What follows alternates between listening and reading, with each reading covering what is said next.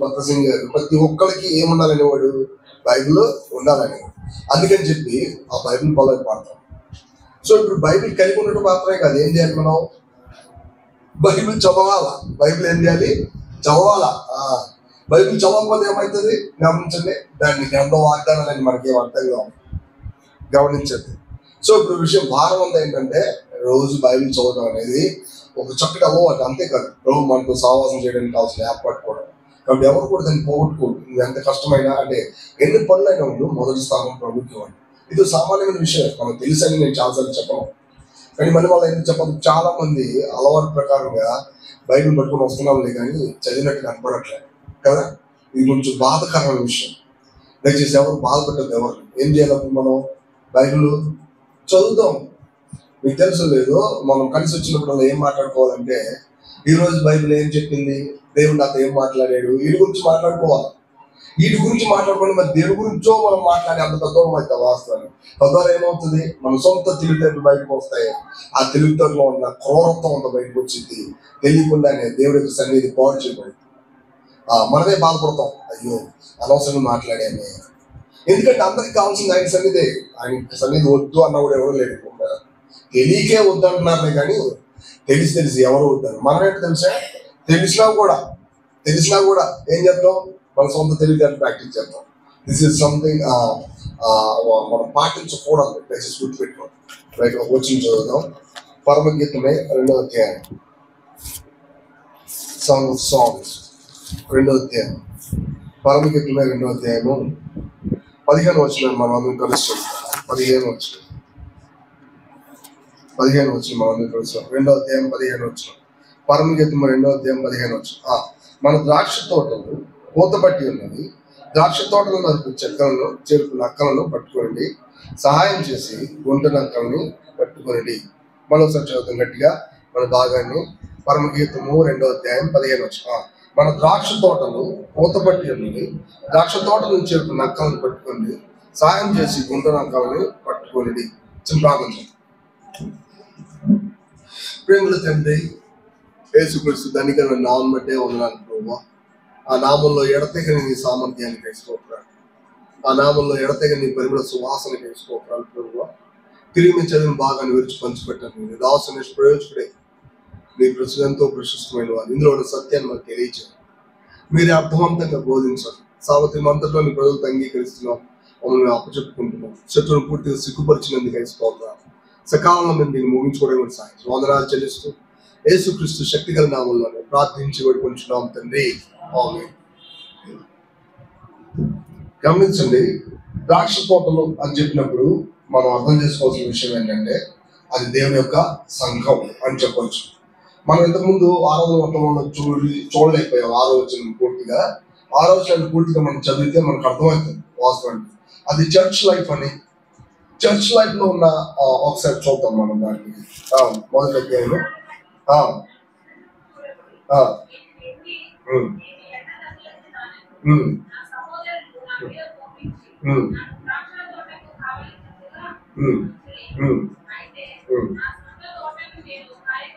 Right. గమనించండి, ఇక విషయం ఏంటంటే మనం కొనసాగిద్దాం. నలందాన్ని నేను చిన్న చూపులు చూడకండి, నేను ఎడతెగిన దాన్ని, అంటే దేవుడు నా మీద ప్రకాశించాడు. నా సహోదరులు నా మీద కోపించి నన్ను ద్రాక్ష తోట కావాలి గట్టిగా ఉంచారు, అయితే నా సొంత తోట నేను కాయకు పొట్లేదు. విషయం ఏంటంటే, దేవుని నమ్ముకున్న తర్వాత దేవుని బిడ్డలు దేవుడితో కలిసి ఆయన ఛాంబర్లోకి, అంటే ఆయన అంతఃపురంలోకి రావడం మాత్రమే కాదు, ఆయన తన ప్రజలందరినీ ఎట్లా మేపుతాడో, ఎట్లా చక్కగా రెస్ట్ కలిగి ఉండేలా చేస్తాడు, అంటే విశ్రాంతిని ఇస్తాడు.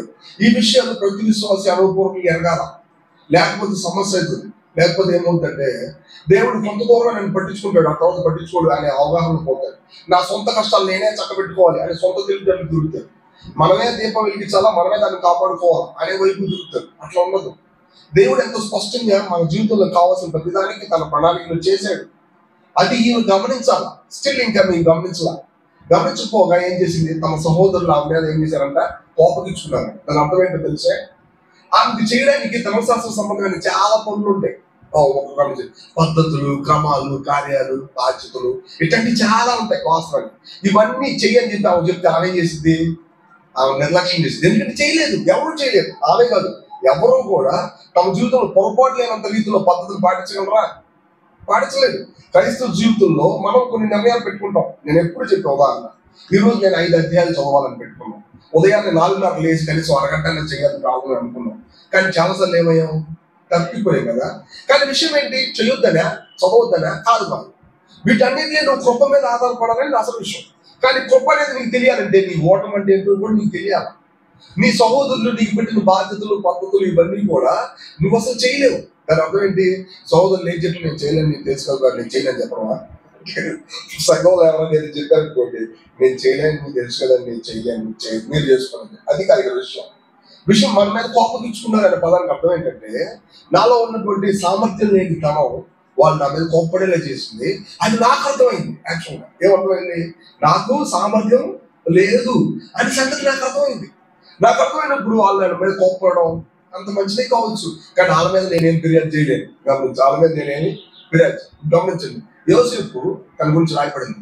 యోసేపు మీద విలుకాంట్ తన మీద బాణాలు వేసాను. యోసేపు గురించి రాయబడింది అప్పుడు చూడండి ఒకసారి. ఆదికాండము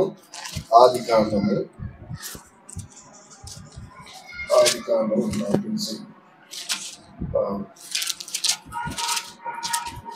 ఆదికాండం 30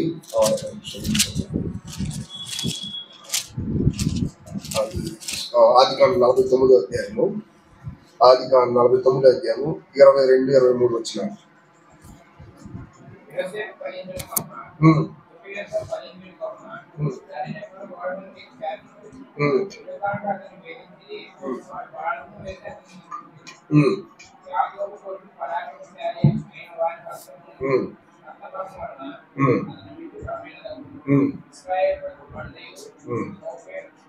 మేపెడివాడు ఆయన.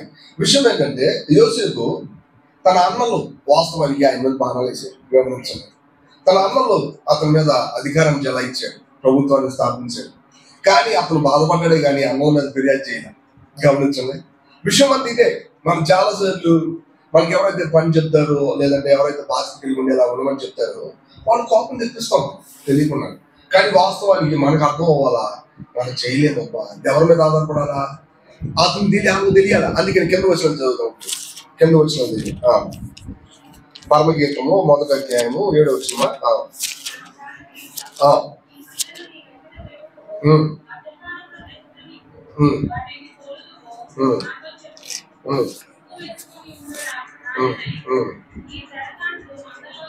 మందల యొక్క నేను ఎందుకు ఉండేవాళ్ళు.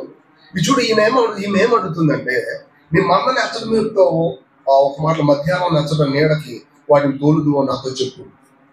నేనెందుకు వాస్తవానికి ప్రత్యేకంగా అని మందలో చేరకుండా తిరగాలి అసలు అని ఆమె అనుకుంటుంది. వాస్తవానికి ముసుగేసుకోవడం అంటే ఏంటి? ఎవరికి తెలియకుండా కదా, ఎవరు తెలియకుండా ముసుగేసుకుంటారు అనమాట. అంటే దాని అర్థం సిస్టర్స్ ముసుగేసిన ముసుగు కాదు ఇక్కడ విషయం. దాని అర్థం అది కాదు.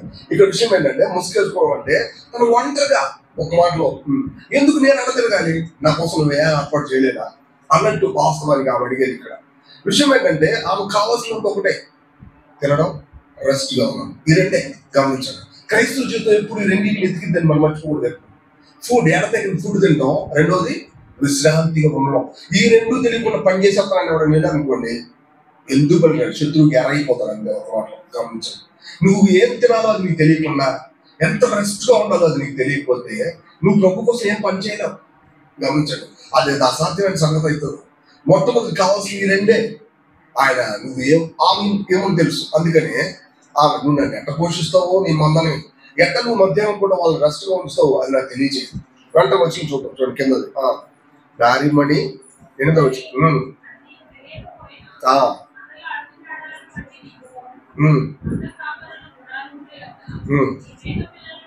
చూసారా, దాని అర్థం ఏంటో తెలుసా? చాలా సింపుల్. ఆయన ఛాంబర్ లో నేను తీసుకెళ్ళినప్పుడు నీకున్న ఆ బలహీనత కనపడింది. అట్ ద సేమ్ టైం నీకు తెలియాల్సింది ఏంటంటే, మందల అడుగుజాడలు నీకంటే ముందు ఉన్నాయి. అదేంటో తెలుసా? తన పిల్లల్ని మేపడానికి గొర్రెలు కాపర్లు ఉన్నాయి. ఈ కాపర్లు ఎంతో తెలివిగా తమ మందం తోలుకుంటా వెళ్ళి పచ్చిక బిళ్ళలో తిండి పెడుతున్నారు, భోజనం పెడతానికి. అట్ ద సేమ్ టైం మధ్యాహ్నం పూట వాళ్ళని రెస్ట్ గా ఉంచుతున్నారు. ఎక్కడో తెలిసా? చర్చ్ లైఫ్ లో. మనకంటే ముందున్న దైవజనులు ఎట్లాంటి వాళ్ళే, మనకన్నా ముందు ఉండేవాడు దైవికమైన ప్రణాళిక ఎట్లాంటిదే. ప్రభు అందుకనే పేతురుని ఏమన్నా తెలుసా, నువ్వు నన్ను ప్రేమిస్తున్నావా అని అడిగాడే, నువ్వు నన్ను ప్రేమిస్తున్నావా, అయితే నువ్వు పట్టి చేపలను నాకు ఇచ్చేయి అన్నాడా? వాస్తవానికి నువ్వు నన్ను ప్రేమిస్తున్నావా, వీటికంటే ఎక్కువ నన్ను ప్రేమిస్తున్నావా, అయితే నువ్వు పట్టి చేపలు నాకు ఇచ్చాయి. అక్కడ విషయం ఏంటో తెలుసా, పొలము, చేపలు, నీ సొంత టాలెంట్, నీ స్కిల్, వీటికంటే నువ్వు నన్ను ఎక్కువ ప్రేమిస్తున్నావా? దాని అర్థం అది నీ లౌకికమైన తెలివితేటలు, జ్ఞానం, టాలెంట్, తలాంతులు, నువ్వు అనుకున్న నీకున్న గర్వం, వీటికంటే నువ్వు నన్ను ఎక్కువ ప్రేమిస్తావా? ఇది అక్కడ అర్థం. వీటికంటే నన్ను ఎక్కువ ప్రేమిస్తావా? అయితే నువ్వేం చేయాలా, నా కొడుకులని మేపు. ఎలా మేపాలా? నీ సొంత తెలివితేటలు, నీ చేతితోగా. నీకు అసలు మేపడానికి నీకేం ఉండదు, గుర్తుపెట్టుకో. నువ్వు ఎక్కడికి తీసుకెళ్ళాలి? వాటిని చర్చిలోకి తీసుకెళ్ళాలా, సంఘంలో. అక్కడ ఎంతో దేవుడి ఇంటిలో సమృద్ధిమైన ఫుడ్ ఉంటుంది. దేవుడి ఇంటిలో పిల్లలు తినడానికి, దీన్ని ఆరాయించుకోవడానికి, ఎల్లప్పుడూ ఎలాంటి పరిస్థితులు వచ్చినా వాళ్ళు పెట్టడానికి కావాల్సిన అన్నం ఉంటుంది, ఫుడ్ ఉంటుంది, దేవుడి ఇంటిలో ఉంటుంది. మనమే తినేస్తాం అనుకోండి, ఫుడ్ ఎవరు పెట్టడం, మనం పెడతాము కానీ ఎవరు తినరు అనుకోండి, అప్పుడు ఎట్లుంటుంది? మేము పెట్టాంగా అన్నారు అనుకో, అప్పుడు ఏంటి ఎట్లుంటుంది? వాస్తవానికి గమనించండి. ఇక్కడ విషయం అంతా ఒకటే, గొర్రెలు తింటాయి, తిన్న తర్వాత ఏమన్నా రెస్ట్గా ఉంటాయి. ఎక్కడుంటే తెలుసా? చర్చిలో రెస్ట్ వల్ల వచ్చిన విషయం అంటే తెలుసా, ఎడతగిన బలం పొందడం. ఎడతగిన బలం పొంది దేనికంటే ఎడతగిన ప్రభు కోసం పనిచేయడం, ప్రభుని చూపించగలడం. ఏమికి అర్థం కాల, అవి ప్రభు నారీమణి సుందరి. నీకది తెలియలేదా? నువ్వు చేపలు వచ్చినప్పుడు సరిగ్గా చూడలేదా? నువ్వు సరిగ్గా చూడలేదా? చర్చిలోకి వచ్చినప్పుడు తినాలా. కొంతమంది ఎట్ట వచ్చారో అట్టనే వెళ్ళిపోతారు కదా. ఎట్ట వచ్చారు ఎన్నిసార్లు చెప్పండి, అసలు వాళ్ళ పదాల్లో మాటలు మారనే మారం. మరి ఏం తింటున్నారో తెలుతులేదు, మరి నాకు అర్థం కాదు. ఏం తింటున్నారా కొత్తగా నాకు అర్థం కాదు. సో ఇవన్నీ చెప్పి మిమ్మల్ని బాధపడాలని ఉద్దేశం లేదు. మీరు తినగలిగి తినాలే, కానీ అసలు మారం. ఎందుకని? తినడానికి ఇష్టమే లేదా? మేము అసలు తినేసేవాళ్ళ, వేరే ఏదో తినేసేవాళ్ళ. దేవుడి యొక్క వాక్యం మనం తినే కొద్దీ అది నా చెవ్వకు మధురం అని చెప్పబడిన కదా. అతని ఫలము నా చెవ్వకు, చెప్ప అంటే నాలుక, నా టంగ్. ఒక మాటలో నేను ఆ పదాలు పలికేటప్పుడు, వాటిని నేను అనుభవించేటప్పుడు, that would be the wonderful for my life. అది తన అర్థం. వీళ్ళు అసలు ఏం తినరు, ఎట్ట వచ్చారో అట్ట పోతారు. నీ వల్ల ఎంత ఎంత ఎంత కష్టం అవుతుందో తెలిసే. వీళ్ళు రెస్ట్ గా ఉంది, దేవుడి కోసం ఏమైనా పని చేయగలరా? తినవాళ్ళు పని చేస్తారంటే ఏమంటారు? ఒక ఆయన పెద్ద పని చేయడానికి వచ్చాడు, బట్ సొంతంగా ఊడిపోతున్నాడు. పని చెప్తారు ఒక బాబు, నువ్వు పని చేయకపోవడం మంచిది, నువ్వు కూర్చొని తినంటారు. అవునా కదా? ఎందుకని? ఏమైనా మళ్ళీ అదొక్కుపోవాలా. సమస్య ఇదే. గమనించండి, మనం తినడం చేత కాకపోతే పని చేయడం అసాధ్యం. మనం తినడం తెలుసుకోవాలా. ఇది ఎక్కడ జరిగిందండి? చర్చ్ లైఫ్ లో ఉంటారు. చర్చ్ లైఫ్ లో వచ్చినప్పటికీ కూడా యెరూషలేము కుమార్తె కొంతమంది ఉన్నారు. వీళ్ళందరూ భారంగా ఉంటారు, ప్రేమగా, ఉత్సాహంగా ఉండవు. ఎట్లుంటారు తెలుసా? భారంగా నమ్ముకున్నాను ఇట్టనే. కానీ ప్రభు యొక్క చేపలకు తొలిగి చూద్దాం, ఆయన ఏమనుకుంటున్నాడు నేను తెలుసుకుందాం, తన ప్రణాళికలో నేను ఎట్లా నడుపుతాను నేను అర్థం చేసుకుంటా అని ఈగర్నెస్, ఆ సంతోషం, ఆ రకమైనటువంటి ఆసక్తి ఉండలే. Routine experience and routine expressions. So ఇది అంత మంచిది కాదు. నారీమణి సుందరి, నీకు తెలియకపోయినా నువ్వు చెప్పుకున్నావు కదా, నిజమైన సుందరమే. ఎందుకంటే సొలొమోను నగర గుడారాల వలె, డేరాల వలె నీ ఇన్సైడ్ బ్యూటీ తెల్లగా ఉండొచ్చు, నువ్వు దేవుడికి సమర్పించుకున్నావు. But still you have to understand, నేను ఎట్లాగా నా ప్రజలందరినీ చక్కగా ఫుడ్ పెడతాను, చక్కగా వాళ్ళు నేను ఒక రెస్ట్గా ఉంచుతాను. మీరు గమనించండి, చర్చ్లో మన పని వచ్చినప్పుడు మనం చేస్తాం. మన పని రానప్పుడు ఎవరు చేస్తారా పని? వేరే వాళ్ళు. అప్పుడు మీరు ఎట్లుంటారు? రెస్ట్ ఉంటారు కదా, రెస్ట్ ఉంటారు. ఎడతగిన భారం లే, అలాగని చెప్పి అసలు భారమే లేకుండా ఎంత చక్కని న్యూట్రల్ కండిషన్ ఎక్కడ ఉంటుందో తెలిసే. చూసుకోండి, మొత్తం నాకే కావాలి, ఏమున్నది అక్కడ, ఏమవ్వదు. గమనించండి, మనమే చెప్తాం, అయ్యో నేను మొయ్యలేకపోతున్నాను ఎవరు మోస్తే. ఇది నిజం. చూడండి, ఈ చేతితో ఈ బాటిల్ నేను ఎంతసేపు పట్టుకుంటాను? దీనికి చాలా బలం కదా, ఎంతసేపు పట్టుకుంటాను నేను? ఈ చెయ్యి మారుస్తాను. ఇది లేకపోతే ఎంత కష్టం. గమనించండి, ఇది క్రైస్తవ జీవితం, చర్చలు జరిగేది. కాబట్టి ఈ సత్యాన్ని చాలా సామాన్యంగా ఇటు మర్చిపోకూడదు. ఆయన అంటున్నాడు, నారీమణి సుందరి, చర్చ్ లైఫ్ లో నడవడం నీకు చేత కాలేదా? సంఘం అంటే ఏంటో నువ్వు చూడలేదా? సంఘం అంటే నీకు అర్థం కాదు. ఒంటరిగా బతకాల్సిన అవసరం లే, నువ్వు ఒక్కదాన్ని ముసుగేసుకొని అంటే ఐ మీన్ నీ కోసం నువ్వు చేయాల్సిన అవసరం లే. నువ్వు ఆకలితో ఉన్నావని నాకు ఇన్ఫార్మ్ చేయవసరంలా, నీకు రెస్ట్ లేదని చెప్పి నువ్వు నాకు ఇన్ఫార్మ్ చేయవసరంలా. ఎందుకంటే already there is a path and there are many issues. అక్కడ చాలా గొర్రెలు ఉన్నాయి, చక్కగా వెళ్తున్నాయి. వాస్తవానికి నీకు తెలియదేమో, ఒకసారి చూడు, మందల అడుగు జాడలను బట్టి నువ్వు నాకు ఎంతో ప్రాముఖ్యమైనదే, but still you have to follow that. వాళ్ళు నువ్వేం చేయాలి? నడుచుకోవాలా. నువ్వేదో ప్రత్యేకం నువ్వు అనుకోబాక, నీకంటే ముందు వాడు ఉన్నారు, వాళ్ళ వెనకాల పడిపో. ఇది అసలు విషయం.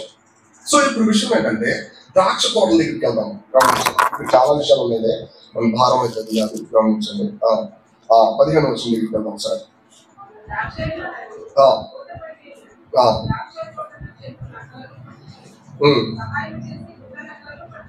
ద్రాక్ష తోటలో అని చెప్పినప్పుడు, పూత పట్టి అని చెప్పినప్పుడు దాని అర్థం ఏంటంటే, చర్చ్ లైఫే, సంఘంలో ఉన్న దేవుడికి బిడ్డలే.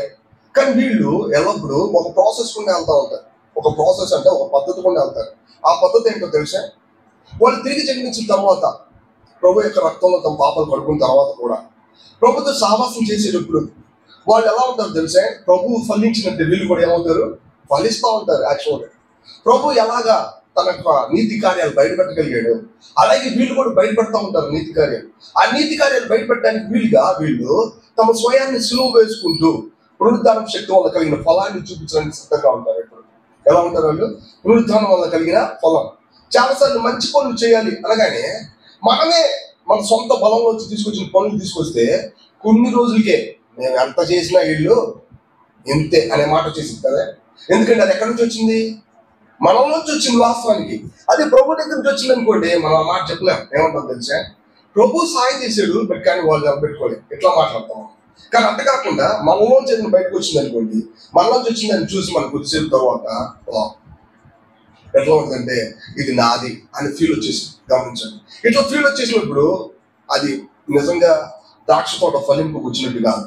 అది అసలు కన్సిడర్ చేయకూడదు. ఎందుకంటే మానవులు దేవుడికి సహాయం చేయడం కానీ, దైవికమైన బలాన్ని వాళ్ళ జీవితంలో చూపించడం కానీ ఎవరికి చేత కాదు. ఎలా చేత అవుతుందో తెలిసే? వీళ్ళు దేవుడు నమ్ముకున్నప్పుడు వాళ్ళలోకి దేవుడు జీవంగా వచ్చాడు. ఆ జీవం వచ్చి బలం రావడమే. నువ్వెంతో గొప్పోడు కావచ్చు, ఎంతో బలాటుడు కావచ్చు, రోజు నువ్వు జిమ్కి పోయి ఎన్నో వందలు నువ్వు ఎత్తవచ్చు కేజీలు, నువ్వు పనికిరావు. నువ్వు ఎవరు కావాలి తెలుసా? సింపుల్ గా దేవుడి మీద ఆధారపడేవి కావాలా, సింపుల్ గా దేవుడికి బలాన్ని చేదించుకుని కావాలి. వీళ్ళు తమ స్వయాన్ని చంపుగా ఎక్కడికి వస్తారు?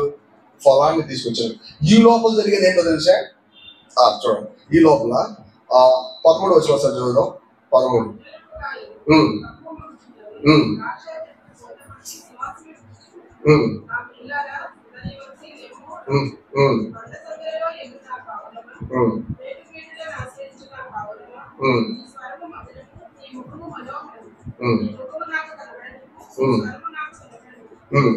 మన ద్రాక్ష తోటలో కోత పట్టులను పట్టుకొని సహాయం చేసుకుంటున్నాక విషయం ఏంటంటే, ఈ లోపల అది ఫలాన్ని ఇచ్చే టైంలో అదేం చేస్తాయంటే మిక్కిలి సువాసన ఇస్తాయి. ఏం చేస్తాయి? ద్రాక్ష తోటలు బాగా చక్కగా ఫ్రూట్లోకి వచ్చాయనుకోండి, ఏమవుతుంది? వాటికి బ్యూటిఫుల్ స్మెల్ వచ్చింది వాస్తవానికి. ఆ స్మెల్ వచ్చినప్పుడు యాక్చువల్గా అవి రెడీ అవుతున్నాయి అని చెప్పి ఎవరైతే ప్రభు అయి ఉన్నాడో ఆయనకి రావాల్సిన ఫలం ఎవరు పెట్టారు? వచ్చి నక్కలు వస్తాయంటే వాటికి స్మెల్కి ఆకర్షించబడి ఆ నక్కలు వచ్చి వాటిని ఏం చేస్తాయంటే పూర్తిగా పాడు చేస్తాయి. గమనించండి. సో అందుకని మీరేం చేయాలి? ద్రాక్ష తోటను పూర్తిగా కాపలాగా గమనించండి. ఈ నక్కలు ఏం చేస్తాయో తెలిసే? చక్కగా ఇంకా రెడీ కావాలా, they are ready to ready అవడానికి రెడీగా ఉన్నాయి అన్నమాట వాస్తవానికి. కానీ ఈ లోపల అవి వచ్చి పాడు చేస్తాయి. మీకు తెలుసో లేదో, క్రైస్తవ జీవితంలో ఇటువంటి అనుభవాలు కోకొలం గమనించండి. ఒకటి కాదు, రెండు కాదు. మానవుడు తన స్వయాన్ని సులువుకు అప్పచెప్పాలనే పద్ధతి తెలియకపోతే మనం ఎన్నిసార్లు ద్రాక్ష తోటలు చెరిపేస్తుంటాం మనకు అర్థం కాదు. గమనించండి, దానివల్ల ఏం జరుగుతుంది తెలిసే? ఎన్నో సంవత్సరాలు అయినప్పటికీ కూడా కనీసం పునరుద్ధానం అంటే ఏంటో కూడా అర్థం కాదు. పునరుద్ధానం అనే పదానికి ఏమర్థమైంది అర్థం కాదు. ఎందుకని అర్థం కాదు? దేని నాటి ఎప్పుడు కూడా మెచ్యూర్ తీసుకురాలా. ఈ లోపలే ఈ తోట నాది నీది వస్తాను నక్కలు పట్టుకొని. ఎందుకంటే ఇవేమే మొత్తం ఇవేమి కూడా బాగు చేయవు, కానీ ఏం చేస్తాయి? పాడు చేస్తాయి. ఏమి దాని మీద కన్సర్న్ ఉండదు. మీకు తెలుసో లేదో, ముళ్ళ పొదలని ఒకటి ఉండదు. అది మిగతా వాటి మీద అధికారం చేయడానికి కూర్చోండి. అందరూ చెట్టు దగ్గరికి వచ్చి మా మీద అధికారం చేయమ్మా, వాళ్ళు చెట్లు మొత్తం మీద కంటే అందరూ చెట్టు ఏమంటుందంటే నీ మీద అధికారం చేయడండి. నేను దేవుడు నాకు ఇచ్చిన ఆ సువాసనని, చక్కటి ఫలాన్ని దేవుడికి ఇవ్వడం తప్ప నాకు వేరే పని లేదు. ఆ ఒలివ చెట్టు దగ్గరికి వెళ్ళి, ఒలివ చెట్ట నువ్వు మా మీద అధికారం చేయి ఈ చెట్ల మీద అన్నిటి మీద అంటే నాకెందుకు అంత అధికారం, నాకు అవసరం, నేను ప్రభు ఇచ్చిన ఆ చక్కని నూనెని నాకు ఇస్తే అవి ఇస్తే చాలు, ఆ ఫలం మీకు మొదలు ఇస్తే నాకు చూడాలి. అర్థం ద్రాక్ష చెట్టు దగ్గరికి వస్తుంది, ద్రాక్ష చెట్టు కూడా అట్లానే. కానీ ఇంకొక చెట్టు ఉంది, అదేంటది మొలపోతాడు. ఇదేమంటుంది తెలుసా, నా దగ్గరికి రాకపోతే మీరు అయిపోయారే. ఏమంటుంది, నా దగ్గరికి రాకపోతే మీ సంగతి వదిలిపెట్టను, లెబానాన్ నుంచి వచ్చి అగ్ని మిమ్మల్ని తగ్గించేసింది వాస్తవానికి అని చెప్పారు. గమనించండి, ఇవే నక్కలు గమనించండి. ఈ నక్కలు పూర్తిగా పాడు చేస్తాయి. కానీ ఇక్కడ కింద ఇంకొక సెంటెన్స్ ఉంది, అది చాలా వెరైటీగా.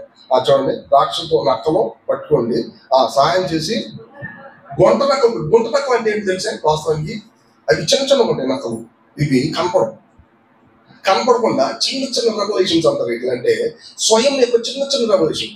మనుషుని నమ్మించాలంటే ఏం చేస్తారు తెలుసా, చెప్పని చెప్పాలి. అప్పుడు ఏం చేస్తారు వీళ్ళు, అదేంటో తెలుసుకోవాలనుకుంటారు కదా. అదేంటో తెలుసుకోవాలంటే ఏం చేస్తారు, దాని వెనకాల పడతారు.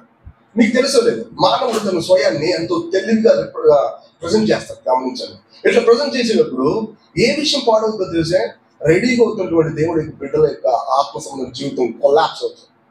చర్చెస్ గా చాలా విషయాలు బలహీన పడిపోతాయి వాస్తవాలు. ఎందుకు తెలిసే, నక్కలు ఎడతెగ దాడి చేస్తానే ఉంటాయి వాస్తవాలు. ఇవి నైట్ టైం దాడి చేస్తాయి, ఎవరు లేనప్పుడు దాడి చేస్తాయి. ఇంకా ఆ వైన్ ట్రీ వెనకాల ఉన్నటువంటి ఆ ద్రాక్ష తోటల వెనకాల దాక్కుని మరి ఈ గుంట నక్కలు ఏం చేస్తాయి తెలిసే, పెద్ద నక్కలు తింటే మళ్ళా పూత పూయడానికి అవకాశం ఉంటుంది. కానీ గుంట నక్కలు అది పాడు చేసాయంటే ఆ కొమ్మను ఇరిచేస్తాయి. ఇట్లా ఆ ద్రాక్ష తోటలో కొమ్మను ఇరిచేసి అనుకోండి, మళ్ళా పొలం పండించడానికి కూడా కుదరదు అనమాట. గుంట నక్కలు అడ్డి ఎగిరి పూర్తిగా ఆ చెట్టుని మొత్తం పాడు చేసేస్తాం. విషయం ఏంటంటే, మనం ఏం చేయాలంటే, ఆ పదం చూడండి చాలా చక్కగా ఉంది, సహాయం చేసి ఆ గుంట నక్కల్ని. This is the responsibility that we have to continue. సహాయం చేయాలి ఒక్కొక్కడు.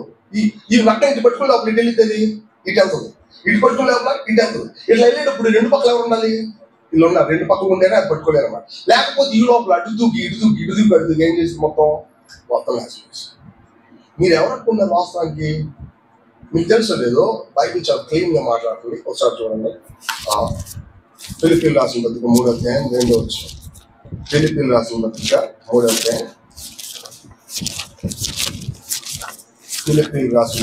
అధ్యాయం 2వ వచనం. అది దేని గురించే, నక్కలు కాదు ఇక్కడ, కుక్కలు.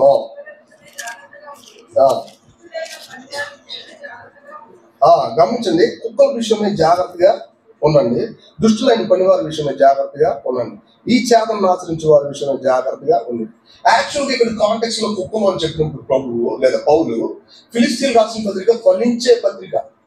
బైబిల్ ఎప్పుడు కూడా ఎఫెసీ పత్రిక సంఘ దర్శనాన్ని గురించి చెప్పవచ్చు, కానీ ఫిలిప్పీయులు రాసిన పత్రిక ఫలించడం అంటే ఏంటో బాగా చెప్తుంది. అందుకే చూడండి, పౌలు అంటాడు, నాకు కలిగిన సమస్తాన్ని ప్రభు కోసం నష్టంగా ఎంచుకుంటున్నా, సమస్తాన్ని పెంటతో సమానంగా. దాని అర్థం ఏంటంటే, ఆయన పూర్తితనం తప్ప నాకు ఏ పూర్తితనం అవసరం లేక అని చెప్పే ధోరణిలో మాట్లాడేటప్పుడు ఆయన ఏం మాట్లాడతారు తెలుసా, వాస్తవానికి యూదులు వస్తారు, వాళ్ళు సుమత చేయించుకోవాలంటారు, లేకపోతే వాళ్ళ అధికారాన్ని తమ పొజిషన్ నిలబెట్టుకోవడానికి కొన్ని పద్ధతులు నిలబెడతారు. ఎందుకంటే రక్షణ యూదుల్లో ఉండే వచ్చింది అనే పదం మనకు అర్థమయ్యే తీరు కంటే కూడా వారికి వేరే తీరులో అర్థం అవుతుంది. కాబట్టి మీరందరూ ఏం చేయాలంటే సున్నతి పొందాలి అని చెప్పి పెద్ద విషయాన్ని ఎత్తి చెప్తా ఉంటారు అనమాట.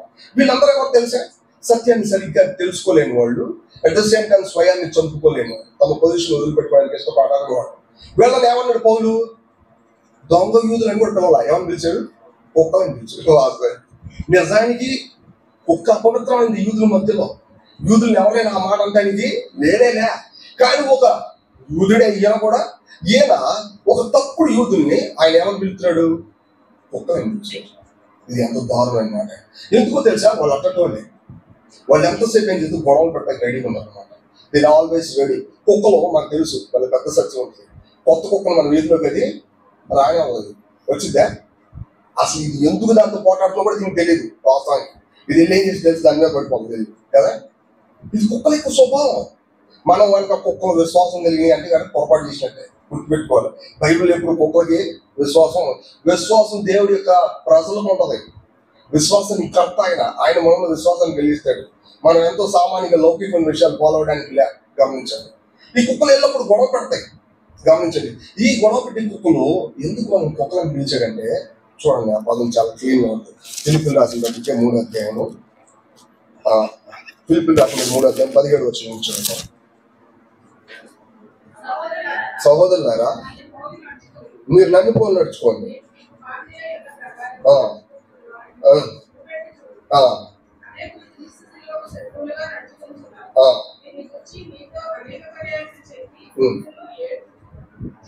చూసారా, ఫిలిప్పీ పత్రికలో ఫిలిప్పీలు ఎంతో ఫ్రూట్ఫుల్ గా ఉండాల్సిన ఆ అసెంబ్లీలో పౌలుకి ఏడుపు వచ్చింది. ఎందుకు ఏడుపు వచ్చింది? అనేకులు పునరుద్ధానం కలిగలేరు అని చెప్పట్లా. ఆయన ఏం చెప్పారు తెలుసా? సిలువకు శత్రువులు నడుచుకుంటున్నారు. తమ సొంత తెలివితేటలు ఎలా పొదులు పెట్టాలని ఆలోచిస్తున్నారే కానీ, అయ్యో నేను సిలువ వేయబడటం వల్ల దేవుడికి జీవం వచ్చింది అనే ఆలోచన మాత్రం లేదా. వాళ్ళు అనుకుందా చేయడానికి ఎంతకంత తెగిస్తారు కానీ వాస్తవానికి ఇది దైవికమైన జీవమా కాదా అనే ఆలోచన మాత్రం లేదు. వీళ్ళు శత్రువులు ఎవరికి? దేవుడి సిలువకి. వాళ్ళ గురించి ఏడుపు, మిక్కిలి ఏడుపు. ఎదిగే వాళ్ళని పూర్తిగా పాడు చేసే కుక్కలు ఎలా ఉంటాయి అంటే ఇలా ఉంటాయి. వాస్తవానికి తమ సొంత జీవితంలో వదిలేసిన జీవితాన్ని మళ్ళీ తెచ్చుకున్నారు. వాళ్ళు సింపుల్ గా సొంత తెలివితేటలను రీకలెక్ట్ చేసుకున్నారు. తన సొంత తెలివితేటలన్నీ పొదులు పెట్టడానికి వాళ్ళు కొన్ని విషయాలన్నీ తెచ్చుకున్నారు. ఓడిపోయిన జీవితం, పాత జీవితం, నల్లటి జీవితం వదిలిపెట్టడానికి ఇష్టం లే. దానితో నువ్వు దేన్ని సంపాదించుకోవు?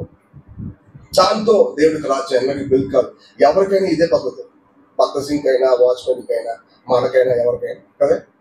దానికి వేరే పద్ధతి లేదే. గమనించండి, నిజంగా నువ్వు వీటికంటే ఎక్కువ నన్ను ప్రేమిస్తున్నావు అని అడిగినప్పుడు దాని అర్థం ఇదే. నిజంగా నేను ప్రేమిస్తున్నానంటే దయచేసి నువ్వు నా పిల్లలు నేర్పు. ఎట్లా నేర్పుతావు? నీ సొంత బలంతో కాదు. నువ్వు వలేసి ఎక్కడో నేను చేపలు పట్టుకున్నట్టు ఆ బలంతో కాదు. నువ్వు ఎట్లా మేపాలో తెలుసా? నువ్వు స్వయాన్ని చంపుకోవడం వల్ల వచ్చినటువంటి బలంతో. అప్పుడు నేను ఇస్తా. అది తెలియకుండా నా బలం మిగతా వాళ్ళు. ఎందుకంటే నువ్వు నాకంటే వాళ్ళకంటే ముందున్న వాడివి. వాళ్ళు నీకంటే చిన్నపిల్లలు, వాళ్ళ గురించి నువ్వు క్రైమ్ చెల్లించాలి. This is something honourable. ఇది ఘనత, ఇది ఆధిక్యత, ఇది ప్రివిలేజ్, ఇది మినిస్ట్రీ. ఇది నిజంగా ద్రాక్ష తోటను కాపాడే విధానం. మనం అధికారం చేయడం ద్రాక్ష తోటను కాపాడే విధానం కాదు. మనకు తెలిసిన తెలివితేటలు ప్రదర్శించడం నిజంగా ద్రాక్ష తోటను కాపాడే విధానం కాదు. నిజంగా మనం ద్రాక్ష తోటను కాపాడాలనుకుంటే, నిజంగా బాధ్యతగా ద్రాక్ష తోటలో ఉండాలనుకుంటే సిలువకు శత్రువుగా నడుచుకోవద్దు. దయచేసి నీ స్వయాన్ని సిలువ వేసుకోవడంలో ఆరితేరు. ఇది నిజమైన రియాలిటీ. ఇది నిజంగా ఒక అర్హమైన విషయం. దేని విషయంలో సిలువ వేయబడ్డాం? చిన్నదానికి అభ్యంతరం కూడా మనం ద్రాక్ష తోటలో మనమే చేపేస్తామని ఒకసారి గుర్తుపెట్టుకోవాలి. ప్రత్యేకంగా బయట నుంచి కొన్ని కుక్కలు వస్తాయి. ఈ కుక్కలకి పూర్తిగా తమ బలహీనతలు పూర్తిగా మారిపోయి, మర్చిపోయి, తిరిగి టర్న్ అయిపోయినాయి. ఎటువైపు తిరిగి తెలిసే లోకం వైపు తిరిగిపోయినాయి ఆ కుక్కలు పూర్తిగా. ఇంకా అపోస్తుల పేతురు దీని గురించి చాలా భయంకరంగా రాస్తారు. ఒక మాట మనం ఎక్కువసేపు మాట్లాడను. పేతురు రాసిన 2వ పత్రిక. ఈ మనం చదవనంత మాత్రాన, మనం తెలుసుకున్నంత మాత్రాన బైబిల్లో లేవు అనుకోకూడదు. 2వ పేతురు 2వ అధ్యాయము 21-22 వచ్చిన.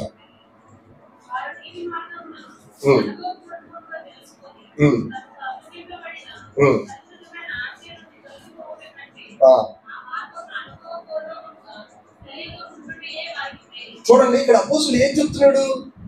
మీకున్న బలహీనతల గురించి చెప్తున్నాడు అని అనుకోవద్దు. మీకు ఒక విషయం సత్యం చేయాలని ఉంది, చేయాలని తెలుపబడింది దేవుడి వాక్యం నుంచి. కానీ మీరు చాలాసార్లు చేయలేకపోతున్నారు, బలహీనపడుతున్నారు. దీని గురించి మాట్లాడట్లా అపోస్తులు. చాలా జాగ్రత్తగా గమనించండి. ఉద్దేశపూర్వకం ఇది నాకు వద్దని చెప్తున్నారు చూసారా, దాని గురించి చెప్తున్నాడు. ఉద్దేశపూర్వకం నేను ఎట్టున్నాను, నేను అనుకున్నది చేస్తా అని అంటున్నారు చూసారా, దాని గురించి మాట్లాడతాను. వాళ్ళు అనుభవపూర్వకంగా నీతి మార్గం గురించి తెలిసినప్పుడు తర్వాత మళ్ళీ దాన్ని వదిలేసి తన సొంతానికి పోతున్నారు చూసారా. ఇట్లాంటి వాళ్ళ గురించి చెప్పేది ఏంటో తెలిసే, అసలు అలా తెలియకుండా మంచిది కదా. అసలు నిజమే, అది తెలియకుండా మంచిది కదా. వాళ్ళని ఎంత మాట అన్నాడు, కింద మాట చదువుతాడు. కింద కుక్క తన వాంతికి తిరిగినట్టును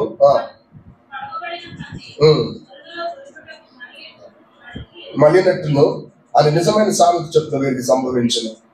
గమనించండి, వాళ్ళ జీవితాల్లో కుక్క గొడవలు పెట్టడమే కాదు, ఎంతో భయంకరమైన పని చేసి కక్కింది అంటారు. వాస్తవానికి అంటే ఏంటి తెలుసా, ఇంతకుముందు దేన్నైతే అబ్బా ఇది నాకు వద్దు, ఇది దేవుడి దృష్టికి వేస్ట్, ఇది అనవసరం అని చెప్పిందో, ఈ రోజు దేన్ని కౌగులించుకుంటుందండి? అదే తలాంతుని, అదే జ్ఞానాన్ని, అదే పద్ధతిని. దీన్ని కుక్క అంటాం, చాలా మంచిది. నువ్వు నిజంగా పాతదానికి కొత్తదానికి తేడా చెప్పగలుగుతున్నావా? లేకపోతే కేవలం నీ మాటల్లోనే తేడా ఉందా? నువ్వు అదే తెలివితేటను ప్రాక్టీస్ చేస్తా, అదే జ్ఞానాన్ని వాడతా, అదే తలాంతులు నువ్వు వినియోగించుకుంటా, నువ్వు కుక్క కాదని అనుకోవద్దు దయచేసి. నేనేంటంటే తెలుసా, మనలో చాలా మంది బలహీనలు ఉంటారు. నేను ఈ మాట చెప్పాలంటే, వేషధారికి విశ్వాసకి ఉన్న తేడా ఏంటి? వేషధారులు, విశ్వాసులు, ఈ పదాలు చాలా క్రిటికల్గా ఉన్నాయి. విశ్వాసులు అంటే ఏంటో తెలుసా? ఎడతెగ్గా తమ బలహీనతలన్నింటిలో ప్రభు కోసం నమ్మకం ఉండడానికి ప్రయత్నం చేస్తూ ఉంటారు, పడిపోతుంటారు వీళ్ళు కూడా. కానీ వేషధారులు, వీళ్ళు ఎడతెగ్గి పడిపోయినందున ఇక ఆ వాటమే, ఆ రూపమే మార్చేసి ప్రభు కోసం నమ్మకం ఉండడం కాదు, ఇక తిరిగిపోయి ఇక పూర్తిగా ప్రభువుకు నమ్మకం ఉండడం అనే పదాన్ని వదిలేశారు. విశ్వాసులు తమ జీవితంలో బలహీనత ఉన్నప్పటికీ కూడా తిరిగి కష్టపడి ఎక్కుతూనే ఉంటారు. వీళ్ళు పడిపోతున్నారు. కానీ వీళ్ళు తమ హృదయాన్ని ఏం చేశారు? టర్న్ చేసేసారు. అందుకే విశ్రాంతి దినం పాటించకపోతే కోపం వచ్చింది. అయ్యో నిజమే కదా, మనకు కూడా విశ్రాంతి లేదు కదా అని ఆలోచిస్తారు.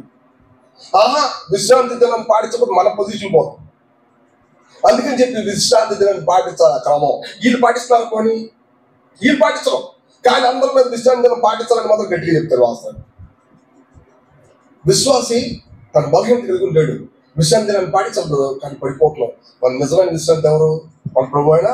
ఇటువంటి తిరుగుద్ది. కానీ ఇక్కడ వాళ్ళు ఇట్లా కాదు. వీళ్ళు ఎలా తెలుసా? పూర్తిగా తమ హృదయాన్ని టర్న్ చేసేసుకొని దైవిక ప్రణాళిక ఇవాళ చేతులు తీసుకోవాలనుకుంటారు. యాక్చువల్గా this is something the attitude, ఒక్కరికి ఉండే యాటిట్యూడ్. వాస్తవం గమనించాలి. ఇది చాలా సింపుల్. బైబిల్ ఎప్పుడు కూడా చాలా క్లీన్గా మాట్లాడుతూ ఉంటుంది. కష్టపడి బలహీన పడినప్పటికీ కూడా తిరిగి దేవుడి దగ్గరికి వెళ్ళాలనుకునే వాళ్ళు ఎవరు పూర్తిగా తమ హృదయాన్ని మార్చేసుకున్నారు. సాతానికి లేదంటే దేవదూతలకు కొన్ని తేడా ఏంటంటే, సాతాను దేవదూత కాదా, మరి దేవుడి చేత చేయబడలేదా? కానీ వాడు ఏంటో తెలిసా, తన హృదయం డైవర్ట్ అయిపోయింది పూర్తిగా. వాడు ఏమనుకుంటున్నాడు తెలుసా? సభా పర్వతం మీద నేను కూర్చోవాలని అనుకుంటున్నాను. అయ్యో ఆయన గ్లోరీకి నేను ఏమాత్రం సరిపోను అని వీడికి తెలిసినప్పటికీ కూడా వీడు దాని గురించి ఆలోచించడం. వీడు ఏంటో తెలుసా, పూర్తిగా చేంజ్ అయిపోయి ఆయన కాకపోతే ఆయన కింద ఉన్నారుగా, వీళ్ళ మీద ప్రభుత్వం చేస్తాను నేను అని అనుకుంటున్నాను వాడు. అందుకే వాడు మారడం, వాడికి మారు మనసు రావడం అనేది కుదరదు. గమనించండి. విషయం ఏంటంటే, దేవదూతలకి మారు మనసు అనే పదం లేకపోయాడు. దేవదూతలకి మారు మనసు, ఎందుకంటే దేవదూతల కోసం ఆయన ఏం చచ్చిపోవాలి. ఎవరి కోసం చనిపోయాడు? మన కోసమే చనిపోయాడు. మనం మారచ్చు, కానీ మన హృదయం పూర్తిగా టర్న్ అయిపోయి నక్కలాగా మారిపోయిందేమో, గుంట నక్కలా మారిపోయిందేమో జాగ్రత్త చూసుకోవాలి. చిన్న విషయాలను పాడు చేయడానికి చిన్న రకాల తెలివిగా, అయ్యో ఈ తెలివితేటలు ఎందుకు వస్తున్నాయి, మనకు బుద్ధి లేదు అనే ఫీల్ రావట్లా. అయ్యో ఎందుకు నేను ఇట్లా ఆలోచిస్తున్నాను, నేను ఎందుకు ఇట్లా పడిపోయాను అనే ఫీల్ రావట్లే. ఇట్లా ఉంటే చేయొచ్చు అనే ఫీల్ వస్తుంది. వాస్తవానికి నువ్వు ఎక్కడ ఉన్నావు తెలుసా? డైరెక్ట్ నరకం ఉన్నావు. ఇలాంటి తలంపులు ఎవరో నీకు చెప్పవలసిన మనం పరీక్షించుకుంటే చాలు. పౌలు అంటాడు, నువ్వు భ్రష్టుడు కాదు, నీ గురించి నువ్వు ఆలోచించుకో. నిజంగా నీకు ఎటువంటి థాట్స్ వస్తున్నాయి? బిల్డ్ చేయాలని వస్తుందా, బ్రేక్ చేయాలని వస్తుందా? తలంపు బిల్డ్ చేయాలనుకుంటున్నావా, చివరికి బ్రేక్ చేయాలనుకుంటున్నావా? If you are such man and no doubt to say that you are a dog, నువ్వు ఒక్కొక్క అంతే, అంటే దెర్ ఇస్ నో డౌట్. ఎందుకంటే నువ్వు దేన్ని అయితే వదిలేసావో ఈ రోజు దాన్ని మళ్ళీ తింటావు. వాస్తవానికి కత్తిలో దాన్ని తింటావు. అక్కడ ఇంకో మాట, పంది బొమ్మ పొందింది, దాన్ని ఎంత కడిగినా మళ్ళీ తిరిగి అక్కడికి, బికాస్ దాని నేచర్ మారలే. ఇంకో మాట చెప్పాలంటే అక్కడ మాట రాసి ఉంటుంది చాలా క్లీన్గా. పంది 24/7 కిందకే చూస్తాను, ఎక్కడ చూడదు, పైకి అసలు చూడదంటది. ఆ మాట నేను అంటున్నానా? గమనించండి. ఫిలిప్పీయులకు రాసిన పత్రిక 3వ అధ్యాయం, ఫిలిప్పీయులకు రాసిన పత్రిక 3వ అధ్యాయం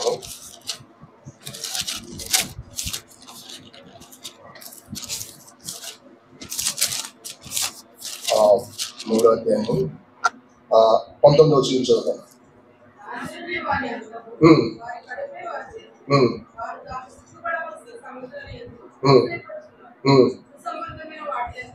చూసారా ఏం చెప్తున్నాడు ఆయన?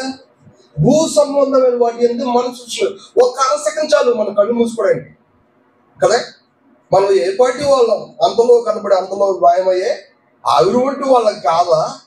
నేను ఉన్నటి వారమే కదా. ఈరోజు సాయంత్రం నేను ఉంటాను లేదు, ఎవరు చెప్తారు గ్యారెంటీ? వాస్తవానికి నువ్వు దేలా ఈ భూ సంబంధం వాటి కోసం నీ ప్రణాళికలు, నువ్వేలా భూ సంబంధం వాటి కోసం పాడైపోయింది హృదయాన్ని ఫిక్స్ చేసుకుంటున్నావు. ఆయన అంటాడు, ఓ బుద్ధిహీనుడా, ఈ రాత్రి నీ ప్రాణాన్ని కోరుకున్నానని ఎవరితో చెప్పాడు? ఆయన ధనవంతుడు చెప్పాడు కదా. విషయం అంతా ఒకటే, నీ సొంతానికి బతకడం మంచిది కానీ భూ సంబంధం వాటిని ఎత్తుకోలేదు మంచిది కాదు. నీకు కాదు, నీ కుటుంబానికి కాదు, నీ పిల్లలకు కాదు, నీ చుట్టుపక్కల ఎవరికి మంచిది కాదు.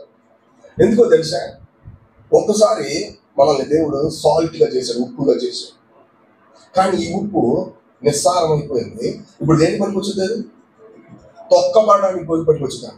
ఇంకా దేనికి పనికిరాదు. అది నాశనమే వారి అంతం. ఈ పదాలు చదవాలంటే నాకు బాధగా ఉంటుంది. నిజంగా చెప్తాను, నిజంగా బాధగా. ఎందుకో తెలిసే, ఒక ఛాన్స్ ఇవ్వచ్చు కదా, ఒక ఛాన్స్ ఇవ్వచ్చు కదా. నాశనమే వారు కొడిపే వారి దేవుడు. వాళ్ళు కడుపు అనే పదానికి అప్పుడు తెలిసే, if they are good everything will be good. They thought like this. If they are not good everyone will not be good. ఎంతసేపు వాళ్ళు బాగుంటేనే అంత బాగుంటుంది, వాళ్ళు బాగోకపోతే ఇంకేం బాగుంటుంది. నాశనమే వారి వారు అంతమా, అంత పెద్ద మాట మాట్లాడుకోవాలా?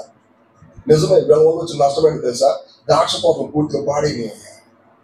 ద్రాక్ష తోటలు ఎట్టయినాయి తెలుసా? అది అక్కడ దాకా వస్తాయి, కానీ ఎవరు పాడు చేస్తారు అక్కడి నుంచి ముందుకు రావట్లేదు. ఎవరు అక్కడి నుంచి ముందుకు వచ్చి బాధ్యతగా వాళ్ళ జనరేషన్ బట్టి చక్కగా నడుచుకోవట్లేదు. ఎన్ని సంవత్సరాలు అట్టనే ఉంది. వాళ్ళ లోకంలో వాళ్ళకంటే బెస్ట్, ఎవరికంటే బెస్ట్ కాదు. దేవుడి ప్రణాళికలో ఉన్నావా లేదా, నీ చర్చ్ అలా ఉందా లేదా, ఎందుకు ఎదగలేకపోయింది అది? నీకు ఇది భారం అనిపించలేదు కదా, ఇది నీ కన్నీళ్ళు తెప్పించట్లేదు కదా, ఇది నిజంగా నీ హృదయంలో భారం అనిపించలేదు కదా. దీనికి బదులు ఇది నాది కాదేమో అని భయపడుతున్నావు కదా. నిజంగా మనం ఒక్కొక్కరు ఒకసారి జ్ఞాపకం చేసుకోవాలి. ప్రభువా, ఏ విధం చేతనైనా నేను ఉందా లేకపోయినా నువ్వేమో తెలుసా, నా ద్రాక్ష తోట ఫలించాలి. నేను వెళ్ళిపోయిన ద్రాక్ష తోట ఏమో తెలుసా, ఫలించాలి. నేను దానికోసం పూర్తిగా ఖర్చు పెట్టుకున్నప్పటికీ కూడా ద్రాక్ష తోట ఏమవ్వాలా, ఫలించాలా. ఇది అపోస్తలుల పౌలు యొక్క హృదయం, ఇది దేవుడి యొక్క ప్రజల యొక్క హృదయం. ఇది లేకపోతే మనం పూర్తిగా మన జీవితం అంతా ఈ నక్కలతో పోట్లాడాల్సిన ఉంటుంది. సో నేనేమనేదంటే, బాధ్యత కలిగి గుంటనక్కలను పట్టుకోండి. బాధ్యత కలిగి దేవుడి యొక్క సత్యాన్ని ఎరిగిన వాళ్ళే. చిన్న చిన్న విషయాలు ఎట్లా పట్టుకుంటాం? లోక సంబంధం విషయాలు మాట్లాడేది సారీ, తప్పు గురించి మాట్లాడి ఆ తప్పు ఏం తప్పు మీకు తెలిసే లేదు. సాతాను ఎప్పుడు ఏం చేస్తుంది తెలిసే? ఏం చేస్తాడు సాతాను? వాడు మీకు తెలియదు వాడు ఏం చేస్తున్నాడో క్లియర్. మన మీద దోషారోపణ చేస్తూ ఉంటాడు. ఎంతసేపు ఏం చేస్తాడు? తప్పులు చెప్తాడు. వాళ్ళు ఎట్టటోళ్ళు, వీళ్ళు ఎట్టటోళ్ళు వాళ్ళు ఎట్టటోళ్ళు చెప్తానే ఉంటాడు. వాడు ఏడంత ఎక్కువ చెప్తాడు. 100 సార్లు వినకపోయినా ఆడు ఎంతో ఓపిక 150 సార్లు చెప్తాడు. మానవ బలహీనత ఏంటి తెలుసా? 100 సార్లు నో అన్నా 101 సారి కొంచెం ఆలకిస్తుంటారు కదా. నిజమేమో, ఇది బలహీనత. కానీ గుర్తుపెట్టుకోండి, వాడితో సహవాసం బ్రేక్ చేసేయండి. పూర్తిగా వాడితో ఫెలోషిప్ చేయకుండా ఎవరితో ఫెలోషిప్ చేయాలా? ప్రభుతో సహవాసం చేయండి, చర్చ్తో సహవాసం చేయండి, దేవుడికి వాక్యంతో సహవాసం చేయండి. మీరు దీంతో చేయకపోతే దాంతో చేస్తారు, తెలిసి ఉంటారు. కాబట్టి మీరు ఏం చేస్తారంటే ఇట్లాంటి శత్రు యొక్క తంత్రాలు మీరు కాపు కలిసి పట్టుకొని కావాల్సిన బుద్ధి చెప్పండి. ఇది మంచిదే. ఎందుకంటే దీని తర్వాత ఏం జరిగిందంటే మన ద్రాక్ష తోటలు చక్కగా ఫలిస్తాయి. Once they have bear fruit, వాళ్ళు ఫలించిననుకోని ఇంకా వాటిని పాడు చేయడానికి ఏమీ ఉండదు. అది వేరే ఆటికి ఛాన్స్ వస్తాయి, అవి వేరే ఆటికి ఛాన్స్ వస్తాయి. గమనించండి, ఎట్లా మనం ఎదగాలి. ఎన్నో సంవత్సరాల నుంచి ఈ నక్కలు ఎంత పాడు చేస్తున్నా లెక్కలేదు. కాబట్టి బాధ్యతగా ఉన్నాం ప్రభువా. మేము కూడా మందిరంలో సిలువకు విరోధంగా నడుచుకోవద్దు. అట్ ద సేమ్ టైం ఎవరైనా గుంట నక్కల్లాగా తమ పాత స్వభావాన్ని అనుసరించి నడిస్తే మేము ఆ విషయాల్లో జాగ్రత్తగా లేదా సాయం చేయం. ఎవరు శత్రువు మోపినట్టే నేషారోపణ చెప్పే సహోదరులు చాలా మంది ఉంటారు. అలాంటి వాళ్ళని పట్టించుకోవద్దు ప్రభువా. వెంటనే వాళ్ళకి మేము దూరం సాయం చేయం. ఇట్లా మనం ప్రార్థన చేయాలా, ఇట్లా మనం ఓపిక ఎవరు ఏంటని కనిపెట్టాలా. లేకపోతే ఏమవుతుంది తెలిసా? మనం డబ్బులు వేస్తుంటాము, ఆ జోబుకి ఏముంది, చుల్లు ఏమవుతుంది, పోతాను. నేను చాలా వేసాను కదా ఇక్కడ పరిచయం బాగా జరిగింది. ఏముంది, గుండెలకు వచ్చి ఏం చేసినాయి, కొమ్మలేక కొట్టేసినాయి. సమస్య. సో ఇటువంటి బాధల నుంచి మనం తప్పించుకోవాలి. బైబిల్ ఎప్పుడు కూడా ప్రభువుకు లోబడి ఉండమని మాత్రమే చెప్పదు, సాతాన్ని ఎదిరించుడు అని కూడా చెప్తుంది. సాతాన్ని ఎదురించుడి, దేవునికి లోబడి ఉండండి. ఈ పదాన్ని మిస్ కాకూడదు. నువ్వు ప్రభుని శుద్ధిస్తున్నావు అంటే సాతాన్ని దూషిస్తున్నావు అని అర్థం. గుర్తుపెట్టుకున్నారా? ప్రభువా నువ్వు పిలుస్తున్నావు అంటే యేసు ప్రభువుని, సాతాన్ని మనం పిలుస్తున్నట్టే. అలాగే క్రిస్టియన్ లైఫ్ లో నీతిని మనం ప్రోత్సహిస్తున్నాం అంటే దుర్నీతిని మనం ఏం చేస్తున్నాం, ద్వేషిస్తున్నాం. We must remember this. లేకపోతే మన జీవితంలో చూడగలిగినటువంటి రిజల్ట్ కనపడదు. దేవుడు తప్పకుండా మనకు అటువంటి రిజల్ట్ దయచేయాలి. దేవుడి వాక్యాన్ని ప్రార్థన చేద్దాం.